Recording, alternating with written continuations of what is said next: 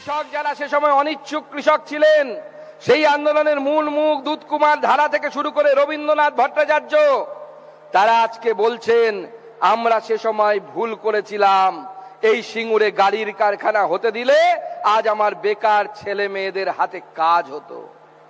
সেই সিঙ্গুরের কারখানা চলে গেছে নরেন্দ্র মোদীর গুজরাটে। আজকে ভারতীয় জনতা পার্টির সৈনিক হিসেবে আমি আপনাদেরকে কথা দিচ্ছি যে আপনারা 26-এ নরেন্দ্র মোদীর সরকার গঠন করুন বাংলায়। টাটাকে আমরা ফিরিয়ে আনবই, এই সিঙ্গুরের মাটিতে আনবো। টাটা ফিরবে, শিল্প হবে। পশ্চিমবঙ্গের বেকার যুবক যুবতীরা যারা গুজরাট, কেউ অন্ধ্রপ্রদেশ, কেউ তামিলনাড়ু, কেউ দিল্লি, কেউ গুরগাঁওতে যারা আছেন, তাদেরকে আমরা মায়ের কাছে ফিরিয়ে দেব, বাবার কাছে ফিরিয়ে দেব। সন্তানকে নিয়ে মা বাবার একটাই স্বপ্ন থাকে যে যেদিন আমরা মারা যাব, শেষ সময় উপনীত হবে, মাথার কাছে দাঁড়িয়ে আমার ছেলেটা আমার মেয়েটা যেন মুখে একটু গঙ্গা জল দিতে পারে। সেই স্বপ্নকে মমতা বন্দ্যোপাধ্যায় অসম্ভব করে দিয়েছেন। মমতা বন্দ্যোপাধ্যায় সমস্ত যুবক যুবতীকে আমাদের এই রাজ্য ছাড়া করে দিয়েছেন।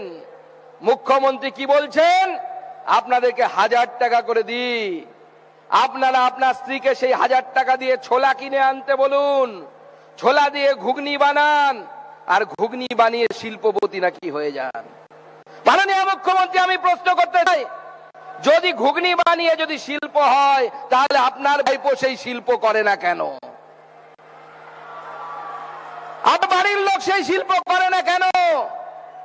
কেন শুধুমাত্র সাধারণ মানুষকে আপনি ঘুগনি বেচার কথা বলেন? তাই তৃণমূলের নেতারা এক সময় মমতা বন্দ্যোপাধ্যায় মাননীয় মুখ্যমন্ত্রী তার ছবির নিচে বড় বড় করে লিখতেন অগ্নিকন্যা। এখন আর লেখেন না, কি লিখবেন বুঝতে পারেন না। আমি বলে দিচ্ছি, অগ্নিকন্যার জায়গায় এখন লিখুন ঘুগনি কন্যা। ভালো মানাবে দিদিমণি, ভালো মানাবে, খুব সুন্দর মানাবে। আমি এই মাটিতে এসে স্মরণ করতে চাই তাপসী মালিককে। 2006 সালের 18ই ডিসেম্বরের ন্যানো কারখানার জমিতে যাকে রেপ করা হয়েছিল এবং খুন করা হয়েছিল, দুজনকে, শহীদ দত্ত এবং দেবু মালিক, এদের দুজনকে দোষী সাব্যস্ত করা হয়েছিল বা পুলিশ তাদেরকে গ্রেপ্তার করেছিল। আজকে এই দেবু মালিকের পরিবারের লোকেরা, তাদের আত্মীয় স্বজনরা তৃণমূল করে। আজকে মাননীয় মুখ্যমন্ত্রী তাদেরকে নিয়েছেন। আজকে মাননীয় মুখ্যমন্ত্রীর নেতৃত্বে এই রাজ্য কি কোথায় যাচ্ছে দেখুন।